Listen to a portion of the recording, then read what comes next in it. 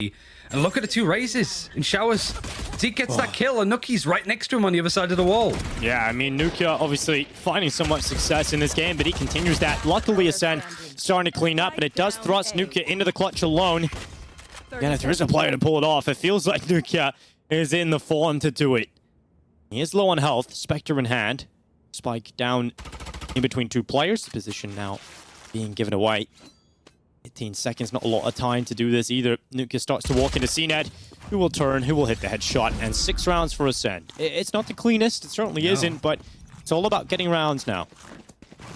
Good in the sense of you get a couple of kills onto Acend, and also you get a good gist of how they're wanting to play out these early rounds. It could be a little bit different from previous weeks. Just throwing out stuff towards showers, for example, seeing what's going on there.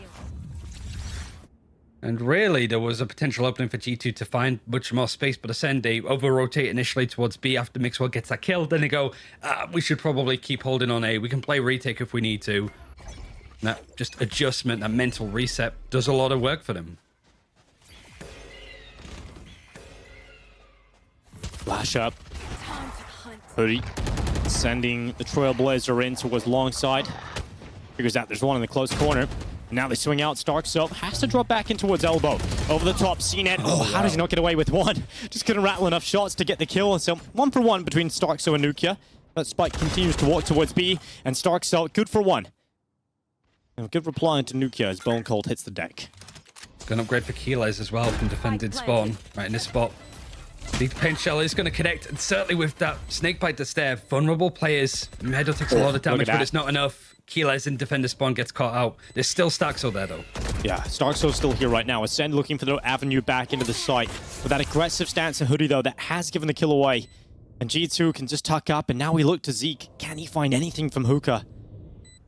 So passive here from G2. Now they start to play forward. It's Hoodie with 1 more. Starkso's found 3 in this round, but the time is starting to tick, and he has to find them all.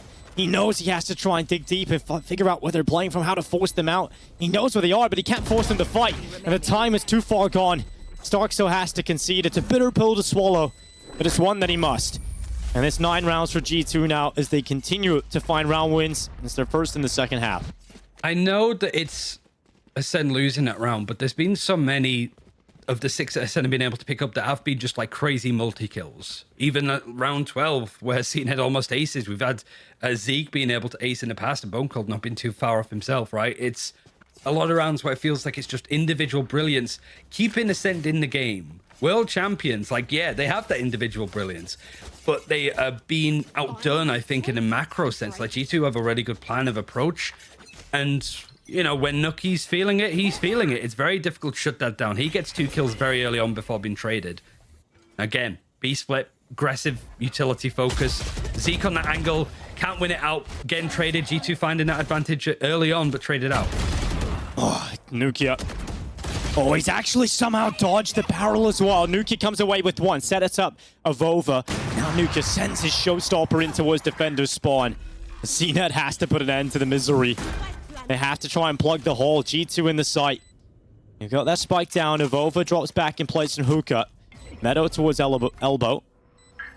And right now for CNED and Keyless, they have to move in tandem together. They still have that wall available on CNED.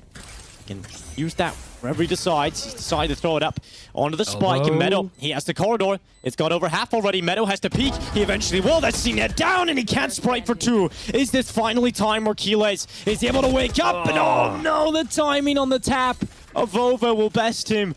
And Acend, that is going to sting. 10 rounds now for G2.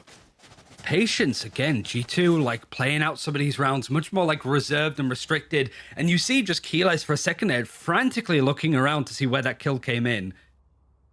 And like elbow's an obvious place where you could get killed in that scenario, like CNED walls off Hookah and B lobby and still gets caught in that spot. But because of how long it takes for G2 to actually peek him, they almost let the full defuse go through. Acend just assume it's clear at that point. Timeout. Another one, again, required. Like, this is Acend looking very, very different to what we've expected in the past. Despite losing that last series against Guild, this map wasn't in play. Teams usually have that ability to ban it out. But because of all of the controversy surrounding G2 this week, they didn't get a ban. They didn't have any choice on whether to play this or not, yet they're still leading the line. Acend had all of the advantages that they could need, and they